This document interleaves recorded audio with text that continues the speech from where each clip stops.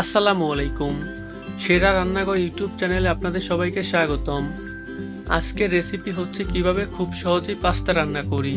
তো চলুন ভিডিওটি শুরু করা যাক। প্রথমে আপনারা একটি ননস্টিক হাঁড়িতে পাস্তাগুলো দিয়ে দিবেন। এরপর এর সাথে দিয়ে দিবেন গরম পানি। আপনারা চাইলে প্রথমে হাঁড়িতে গরম পানি করে তারপরে পাস্তাগুলো দিতে পারেন। তো পানি দেওয়ার পরে আপনারা কিছুক্ষণ ঢেকে রাখবেন, মোটামুটি 15 মিনিটের মতো ঢেকে রাখবেন। 15 মিনিট পরে যখন পাস্তাগুলো সেদ্ধ হয়ে যাবে, তারপর আপনারা একটি ঝুড়িতে পাস্তাগুলো ঢেলে নেবেন, পাস্তাগুলো পানি ঝাড়ার জন্য। তো এভাবে 4-5 মিনিট রেখে দিবেন। এর ভিতরে আপনারা একটি পাতিলে চিকেন ব্রেস্ট 1 পিস সিদ্ধর জন্য দিয়ে দিবেন। চিকেন ব্রেস্টটি আধা সিদ্ধ হওয়ার পরে আপনারা সুন্দরভাবে শেপ মতো কেটে নেবেন। আপনারা চাইলে আমার মতো কাটতে পারেন অথবা এর চাইতে ছোট বড়ও কাটতে পারেন। এবার ননস্টিক হাঁড়িতে আপনারা কিছুটা তেল দিয়ে দিবেন। এরপরে চিকেন ব্রেস্ট কুচিগুলো দিয়ে দিবেন। এরপর কিছুক্ষণ নাড়তে থাকবেন। কিছুক্ষণ নাড়ার পর আপনারা আধা চামচ মরিচের গুঁড়া এবং 1 চামচ লবণ দিয়ে দিবেন।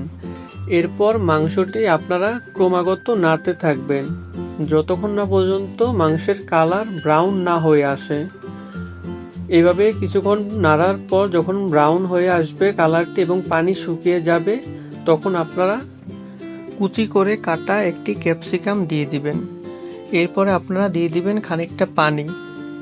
আর পানি দেওয়ার পরে আপনারা এর সাথে দিয়ে দিবেন একটি ম্যাগি মশলা, অথবা আপনারা আমার মতো নুডলসের মশলাও দিতে পারেন।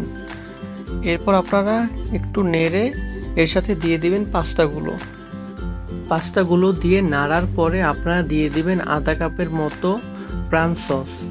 এই সসটি মাস্ট দিতে হবে। সসটি দেওয়ার পরে আপনারা পাস্তাগুলোর সাথে সুন্দরভাবে মিক্স করে দিবেন। এভাবে কিছুক্ষণ মিক্স করার পরে আপনারা 5 থেকে 6 মিনিটের জন্য ঢাকনা দিয়ে ঢেকে রাখবেন। এরপরে আপনারা ধনিয়া পাতা কুচি এবং চাইলে 2-1টা কাঁচামরিচের কুচিও দিতে পারেন। এরপর একটু নেড়ে আপনারা পরিবেশনের জন্য একটি ডিশে নামিয়ে রাখবেন।